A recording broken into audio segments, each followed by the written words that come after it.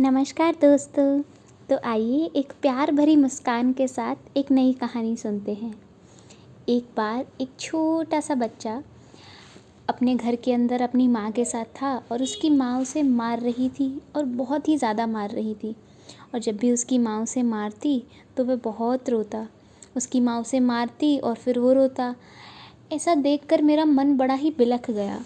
मैं उस घर के अंदर जाने से खुद को रोक न सकी। मैं अंदर गई और अंदर जाके मैं क्या देखती हूँ कि वो माँ उसे मार रही है, वो रोता है और वो खुद भी रो रही है। फिर से मार रही है, फिर रो रही है, फिर उसे भी रुला रही है। और वो बच्चा रिटेलिएट ही नहीं कर रहा, वो कुछ कह ही नहीं रहा कि माँ मुझे मत मारो या मेरी गलती नहीं है। ऐसा देखकर मेरा मन बहुत ही विचलित हो गया।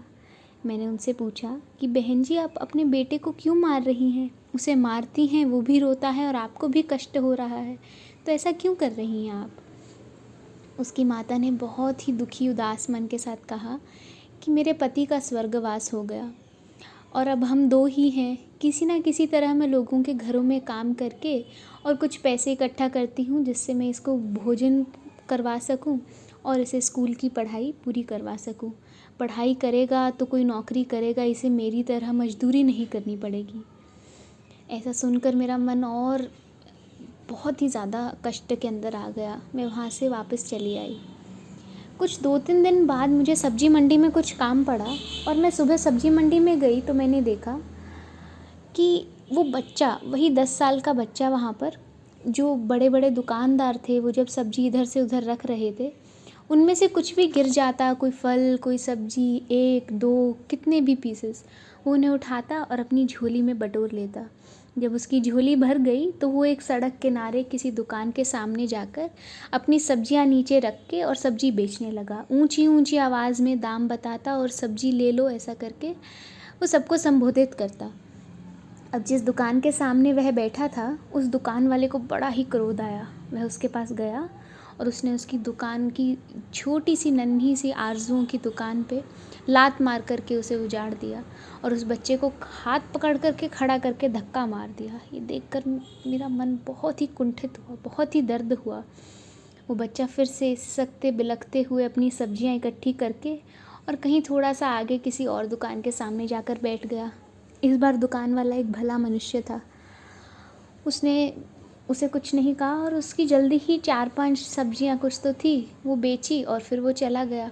जो पैसे इकट्ठे हुए, मैं उसका पीछा ही कर रही थी, उसने वह जा कर के एक कपड़े की दुकान पे दे दिए और अपना बैग उठा कर के चला गया। मैंने 5-4 दिन उसे ऐसे ही फॉलो किया और उसके बाद में फिर मैंने देखा कि वो स्कूल जा रहा है। स्कूल जाता तो उसकी माँ ने जैसा बताया था कि मैं इसे पढ़ाने के लिए भेजती हूँ और ये 1.5 घंटे स्कूल लेट पहुँचता है, आता भी लेट है, कपड़े इतने गंदे कर लेता है, ढंग से पढ़ता भी नहीं है, इसके टीचर्स इसकी कंप्लेन करते हैं। तो देखा, टीचर जैसे ही वो पहुँचा, ऑफ कोर्स वो लेट था, तो टीचर ने उसको डंडे से बहुत बहुत पीटा। मैंने उस टीचर को जा कर के रोका कि आप इसे मत पीटिए, बहुत मासूम है। तो उसका टीचर बोला, ये रोज़ लेट आता है और मैं रोज़ इसे इस कारण मारता हूँ कि शायद कल ये शर्म करके जल्दी आ जाए, शायद ये डर से कल जल्दी आ जाए, पर ये तो ढीठ हो गया है, रोज़ ही उसी समय पर आता है। पर वो बेचारा क्या जाने कि इसकी क्या गलती है। मैंने उसका नंबर लिया उसके टीचर का और घर को चल आई।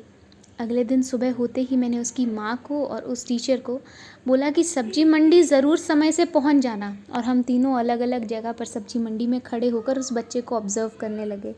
उस बच्चे को देखा तो उसने अपना वही नित्यक्रम किया और कपड़े वाली दुकान पर गया और कपड़े की दुकानदार ने बोला कि आज बेटा तेरे सारे पैसे पूरे हो गए और ये जो सूट है ये तू अब ले जा। तो वो सूट लेता है, बैग में डालता है और जाने लगता है। मैं एक तरफ उसकी माँ को देखती हूँ, दूसरी तरफ उसके टीचर को देखती हूँ, तो दोनों बड़ी ही बेरहमी से रो रहे थे, बहुत ही जैसे कि उन्हें इतनी आत्मग्लानि हुई हो कि हम क्या कर रहे थे आज तक। और वो दोनों अपने अपने रास्ते चल दिए, टीचर स्कूल को और माँ घर को। स्कूल में जाकर जब बच्चा स्कूल पहुँचा तो टीचर ने उसे गले लगाकर बहुत बहुत अपने दर्द, कष्ट, पीड़ा को रोने के साथ बहा दिया और उससे बहुत माफ़ी मांगी। वो सूट वो ले जाकर के घर पे अपनी माँ को देकर आया और उसकी माँ भी उसको गले लगकर रोई। हमें विचार करना चाहिए कि हमारे आसपास जो लोग हैं गरीबी में कोई और उन्हें सहायता चाहिए, क्या हम उन्हें वो सहायता करवा पा रहे हैं? क्या हम अपने मनुष्य होने का कर्तव्य पूरा कर रहे हैं?